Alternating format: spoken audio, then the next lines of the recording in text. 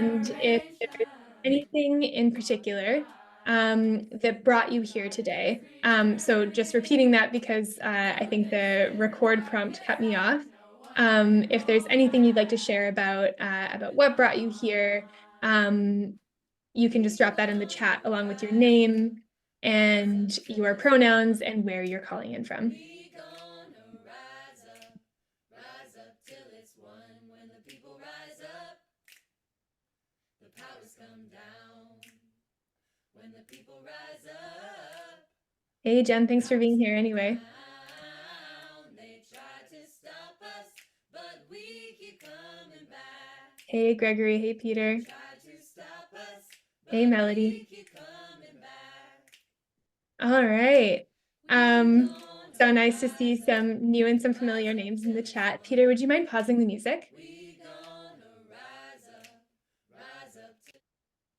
All right, so I'm going to invite you to keep on introducing yourself in the chat if you haven't already. And meanwhile, we will dive right into what's going to be a packed call today. So first off, I just want to welcome you all. I'm really just so honored to be here with all of you for today's organizing call, which is titled Big Oil's Fault: Climate Strategy for Wildfire Season. And today, as everyone on this call likely already knows, wildfires are already beginning to burn across Canada, and they're serving as a visceral reminder of the need for sound and ambitious climate policy that can check big oil's destruction. So that's why I'm so excited to put plans in motion today with all of you to hold fossil fuel executives accountable for fueling the climate crisis and setting the places we call home on fire. And again, for folks who are just joining, please feel free to continue introducing yourself in the chat with your name, your pronouns, where you're calling in from, anything specific that brought you here today. And before we dive into the content of today's call, can I get a click, Peter? And just one more. And one more. I'm just going to do a little bit of housekeeping. So if you're comfortable for this call, you're welcome to turn on your camera so we can see you all.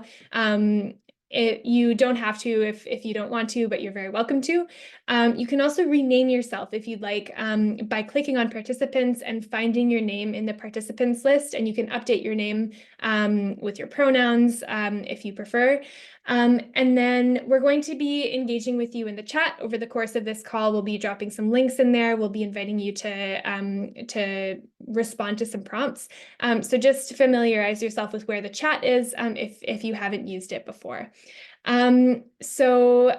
Just to introduce myself quickly, my name is Kate. I use she, her pronouns. I am a campaigner with Leadnow, and I'm located on the unceded homelands of the Musqueam, the Squamish, and the Tsleil-Waututh peoples in the lands that are now known as Vancouver. I would be remiss not to talk about the fact that this is a call where we're going to be digging into the summer's wildfires and the role that big oil has played in causing them. And Peter, could you go back 2 slides? And as we dig into this conversation, it's so crucial to center the fact that Indigenous communities are the ones who are being most impacted by this summer's wildfires. Indigenous communities are often in remote areas where wildfire services are less available. Often they're the first to be evacuated and the ones who have the least resources to build back in the wake of wildfires. And this phenomenon is also part of a much larger process. We know that climate change, that the climate crisis is a direct result of colonization, that when we took the land and extracted its resources, we created the conditions for the climate crisis that is now generating these wildfires. So that first theft of the land is continuing to take away from Indigenous communities in myriad ways. And also, I think it's really important to acknowledge that, as is always the case, the return of Indigenous land is at the heart of the solution to the crisis that we're facing now. Indigenous communities for millennia since the dawn of time have been managing forests with extreme skill. And part of the theft of Indigenous land meant the erosion of forest management practices that prevented wildfires from reaching the scale that they reach now. And so as we begin this conversation about how we respond to wildfires, I just want to put it in all of our minds that Indigenous sovereignty and land back is the best climate solution we have.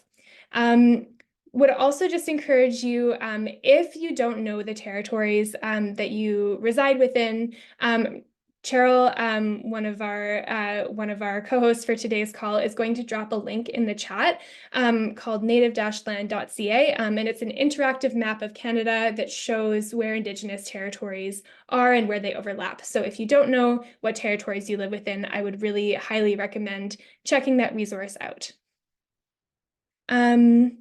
All right, so just to introduce Leadnow, we are a small and mighty team of 12 people. We work on behalf of over 1 million supporters across Canada, and we work to advance a unified, progressive mission for Canada. And our funding and our power and direction all comes from our members. And for years, our members have been building power and organizing behind climate solutions like a Green New Deal, like a just transition, like an emissions cap. And that's why we're here today talking about holding big oil accountable in the wake of this summer's wildfire season. So the agenda for today's call, we're going to be sharing some context about the summer wildfires, about big oil and their influence. And then we're going to be pivoting into a conversation about a set of tactics that we're hoping that you can join us in taking through the first couple months of the summer to hold big oil accountable. So we're going to share some context, we're going to get into some action items, and then we're going to get you to take your first action on this call. Peter, can I get a click? So let's talk a little bit about the stakes and what's happening in Canada right now. Before I dive in, I'm wondering if folks can just drop an exclamation mark in the chat if you have been impacted by last year's forest fires, by this year's forest fires, or if your loved ones have been. And this can be, if you've had to evacuate, if you have had to suffer under wildfire smoke. It can also just be like if the emotional impact of wildfire season is hitting home for you. That is so many exclamation marks in the chat. And I think it's just a testament to the fact that the climate crisis is hitting closer and closer to home for all of us. We're not living in the shadow of the impending climate crisis. We're very much in its midst. So yeah, just want to note that there's a lot of heaviness coming into this call because all of us are living through the effects of living on a burning climate on a burning planet. So we've barely recovered from last year's wildfire season, and already helped along by an exceptionally warm and dry winter. Wildfires are returning with vicious force across Canada. We saw last week that Fort Nelson came close to being overtaken by wildfires, and for several days, Alberta declared a state of emergency in response to growing fires. But we know who's to blame for this. And it's a handful of uber-rich fossil fuel CEOs who knew about climate change before anyone else did and who chose to bury the science instead of acting on it.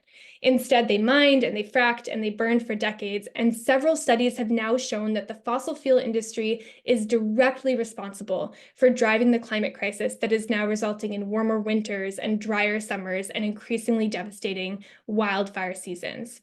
So now, while the rest of us are bracing for a summer worse than the last and readying go bags and hunting for air filters and worrying about our friends and our loved ones, fossil fuel executives are counting their profits on their super yachts, far away from the mess that their greed has created. And Peter, can I get a click?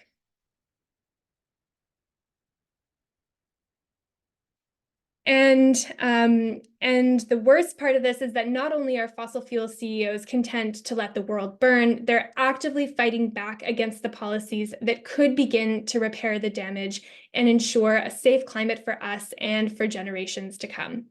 And I want to talk about one of those policies because it's important and because it illustrates the larger problem.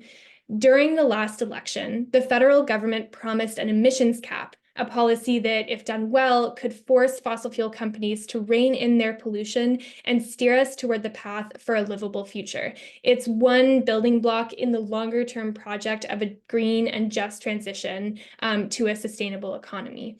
And the Leadnow community has been fighting so hard for over 2 years to get this policy into law. You've made phone calls and you've signed petitions and visited MP offices and hosted actions and rallies. And actually, can I get like an exclamation mark in the chat if you on this call, if you've been involved with any of those efforts for an emissions cap? And Peter, can I get a click? That's awesome to see. So many exclamation marks, so many people who have been involved with this fight for what has now been a 2-year-long campaign. So the movement for an emissions cap has been big and it's been bold and it's been persistent. And many of you have participated in this. It's been a nationwide effort. But in spite of all of that, the emissions cap has been delayed countless times since it was first promised. And now, with attentions turning to the next federal election, we're running out of time to turn the emissions cap into law. And we're in this situation precisely because big oil has been working hard to block the emissions cap policy. They've been investing millions into lobbying efforts to delay or water down the policy. And from what we can tell, those efforts have been successful. And this effort to delay and water down the emissions cap, it's part of a larger strategy that the fossil fuel industry has been pursuing for years to frame themselves as a good actor that can provide good jobs and help the economy. And of course, as we know, this couldn't be farther from the truth. We know that the fossil fuel industry is a massive drain on the public purse. They're notorious for underpaying and laying off their workers. They collect staggering amounts of money in government subsidies. Our government has promised to take these subsidies away from the fossil fuel industry, but that hasn't been realized. I'm seeing that I froze for a second. Does it seem like I'm back? Cheryl, can you give me a nod? Great. So maybe just to repeat myself, because I think I might have dropped for a moment. I was saying that the fossil fuel industry, it's a massive drain on the public purse. It's bad for workers. It collects massive amounts of government subsidies. And their emissions are directly responsible for climate impacts that are costing Canadians billions in wildfire mitigation and response, and also rising insurance premiums and heat pumps and healthcare and lost profits in fisheries and farming and tourism and countless other industries.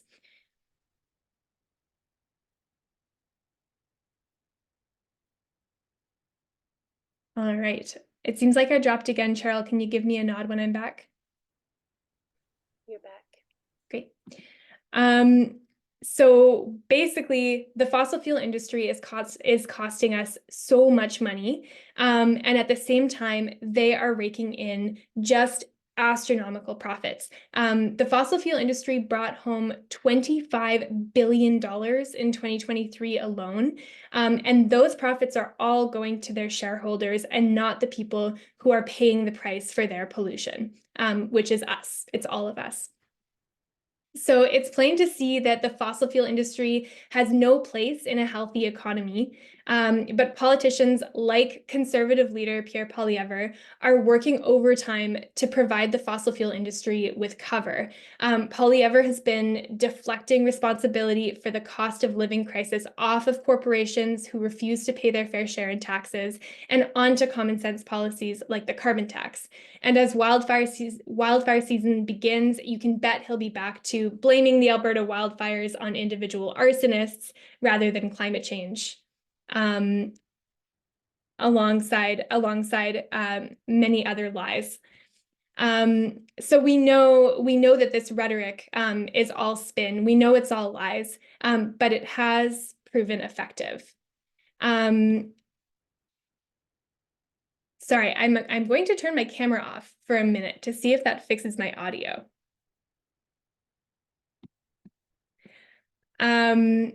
Let me know if my audio cuts out again. So we know that all of this is spin and lies, but it has proven effective. And now MPs are more afraid of the political price they might pay for going after big oil and their political allies than they are of the consequences they'll face from their constituents and their voters alike if they continue to delay action on climate change. We're already seeing that the more politicians like Pierre Poilievre dunk on climate policies like the carbon tax, the less the Liberals and the NDP are willing to touch the topic at all. So if we want to stand a chance at reining in big oil and forcing them to pay for their pollution, we need to turn the public against them by exposing their culpability for the climate impacts we're all feeling, and then showing our elected officials that the public is fed up with the fossil fuel industry costing us more than it's benefited us. So that's why we're planning to spend the summer smearing big oil's reputation and making sure everyone knows exactly who's on the hook for this summer's wildfire season. So here's the plan. In early June, the Parliamentary Environment Committee, which is made up of MPs, I'm loving the energy for the smearing in the chat. This is so fun. So in early June, the Parliamentary Environment Committee, which is made up of MPs from all political parties, will summon fossil fuel executives to Parliament Hill to defend their climate record. And this is our chance to make sure that MPs ask the right questions and to keep big oil in the hot seat for as long as possible. So in the lead up to the Environment Committee's hearing, we'll be putting direct pressure on committee members to publicly harangue big oil for profiting off of the climate crisis and causing this summer's wildfire season. And we'll be working closely with our allied MPs and sending thousands of emails and voicemails to the committee's members to that end.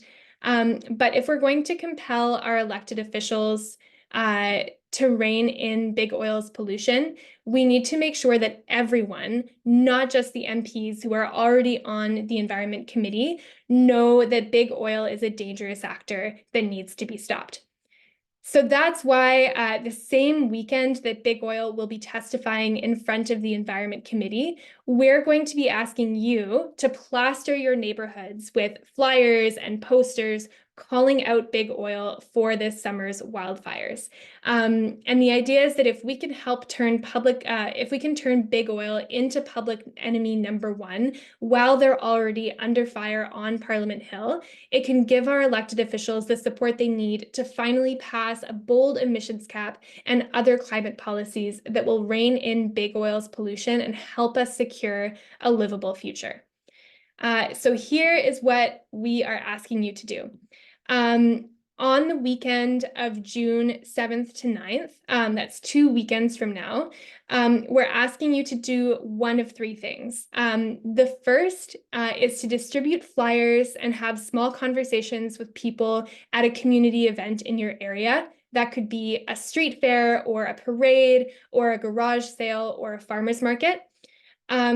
Or we're asking you to distribute flyers on car windshields in your neighborhood, or to put up posters around your neighborhood with the same message. So they're all variations on the same action. You'll be distributing resources to folks, letting them know that big oil is to blame for this summer's wildfires.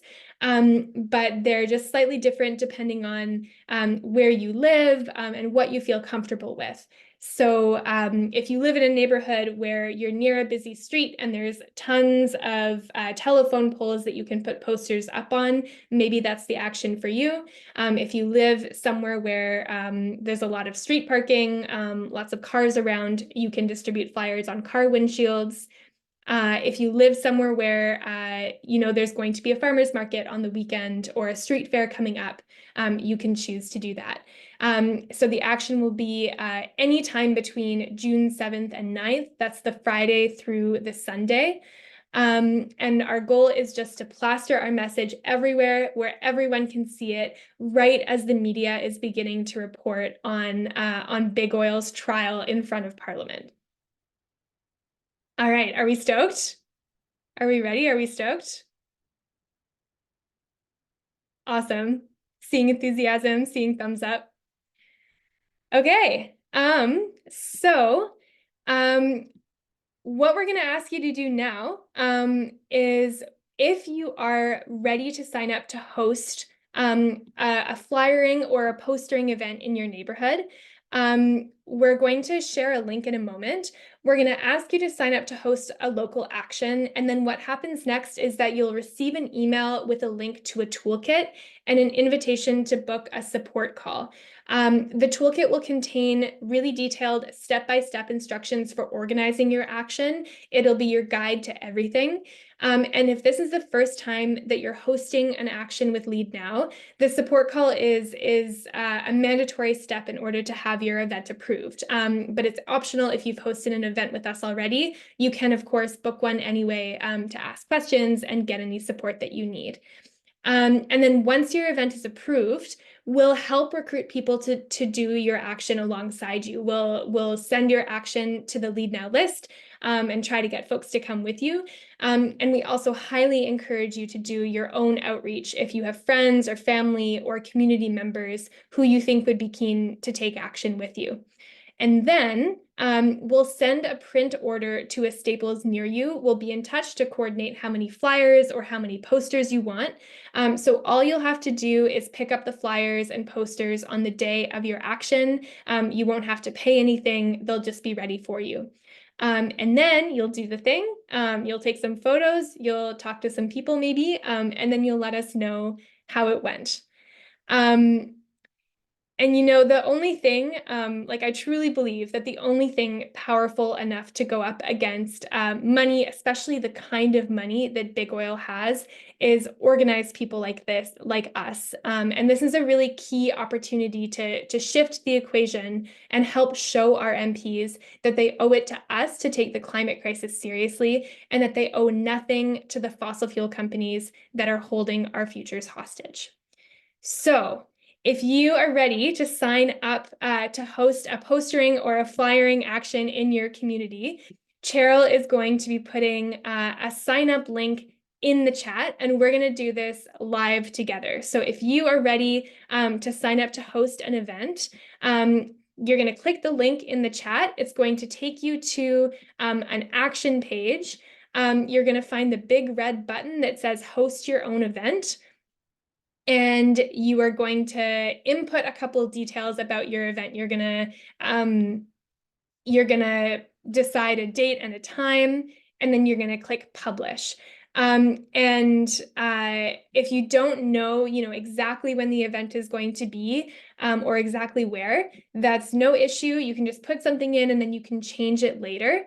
But we're going to ask you to do this right now, and I'm going to report back on how many people have started to sign up for actions. I'm going to drop the link in the chat again for anyone who missed it. And we're going to give folks a minute or two to start signing up to host those events. And we're going to shout you out as we go.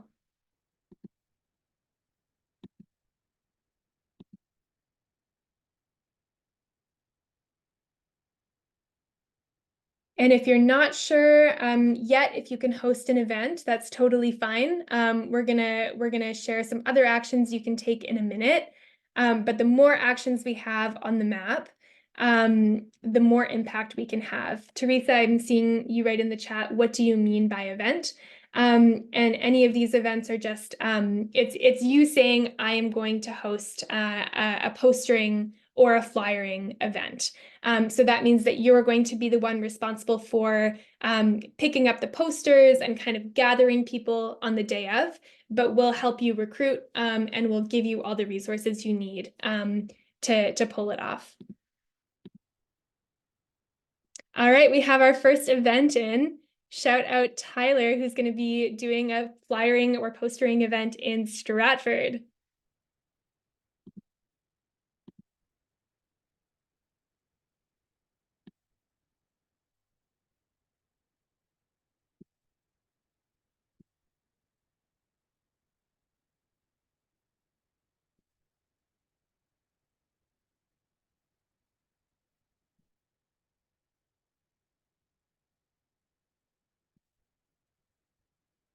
And if you have any questions about what it looks like to host an event, then feel free to ask them in the chat.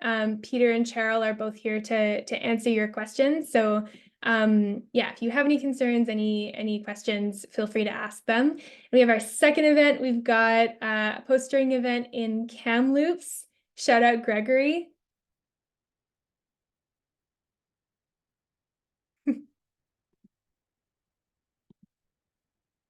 Seeing some love in the chat.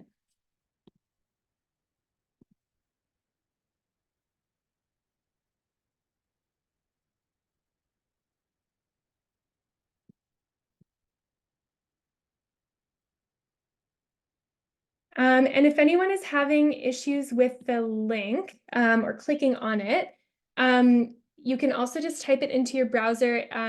It is u.leadnow.ca/calendars/big oils fault. And if you're able to just type it into your browser, the page should come up.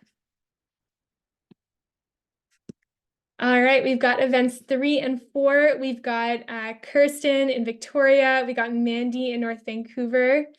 This is awesome. Our goal is to get to 10. So if you are on the fence, now is your time to sign up and help us hit our target of 10 events.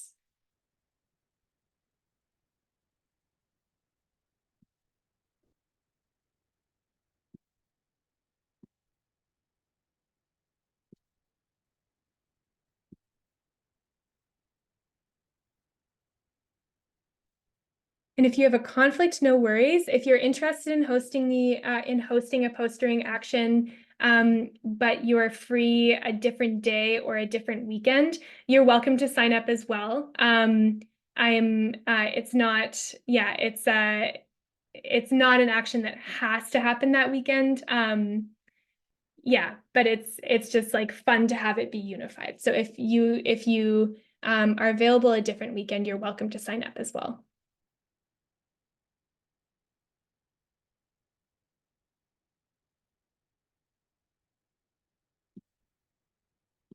Awesome. Okay, so if you are in the middle of signing up to host, please feel free to carry on with that. And yeah, if anyone is having an issue signing up or accessing the link, Peter just put a redirect in the chat. So if you just type HTTPS and then //leadnow.ca/poster, you should also make your way to the sign up link. So if anyone's having trouble signing up to host, we can give you a hand and make sure that you're able to set your event up. And if you are not sure that you can host an event, but you do want to support the day of action, you do want to show up, I'm going to drop a second link in the chat, or Cheryl will, which is a participant sign up. So what's going to happen if you sign up to participate is that we are going to follow up with you once our hosts have their actions approved and live on the map. And we're going to invite you to RSVP for those. So yeah, if you're not sure that you can host just yet, but you know you want to participate if there's something in your area, you can fill out the Airtable sign up form, and we'll keep you in the loop as more events go live on the map. Awesome. And latest update is that we are up to 6 actions. We've got Jennifer in Montreal. We've got Sharon in Toronto. This is so awesome to see. I'm so excited. Yeah, so excited to see all these actions show up on the map. And we'll give folks just another minute or two to sign up as a participant if you're not sure that you want to host.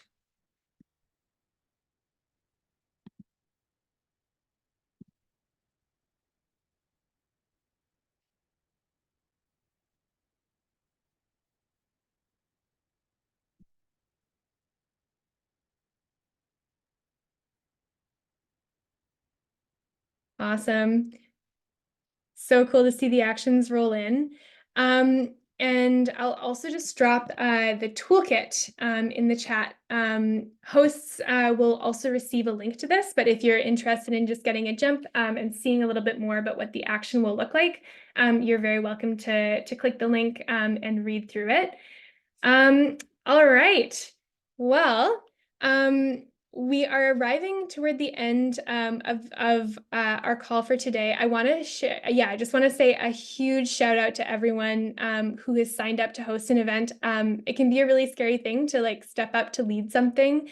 And I'm just really excited to see this action coming to life. I'm picturing just like so many people walking around on like this beautiful weekend in the summer and just seeing everywhere these messages about big oil and what they owe us and how we can hold them accountable. Really grateful to everyone who's signing up to host, who's signing up to participate. We're entering into a moment that's really critical on climate. We've been in a critical moment on climate for a long time. But especially this summer, when we can expect that wildfire season will be even worse than in previous years, the stakes of this work are just so high, and it's so critical that all of us are showing up in this way to continue fighting against the fossil fuel profiteers that are holding our future hostage, and to continue fighting for the world that we all deserve to live in. So thank you to all so much for being here. We appreciate you so much. We'll be in touch over the next hours and days to continue getting these events out into the world. And you're always very welcome to reach out to us. I'll drop as well our email address in the chat. It's organize@leadnow.ca. If you have any questions, if you need any support, you're welcome to reach us there. And we'll be following up with a link to the toolkit with a recording of this call. And we very much look forward to seeing you in the streets this summer as we continue working to hold big oil accountable for their climate crimes. All right. Thank you, everyone, so much. Have a great rest of your day. And let's make this happen together.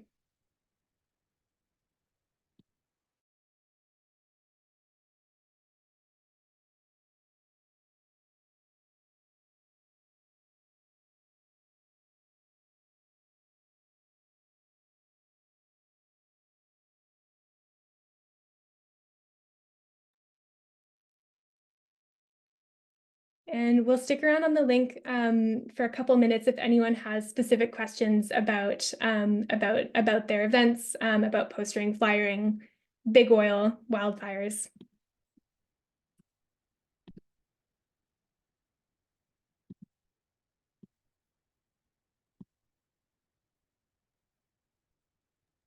And I think maybe Jeannie had a question.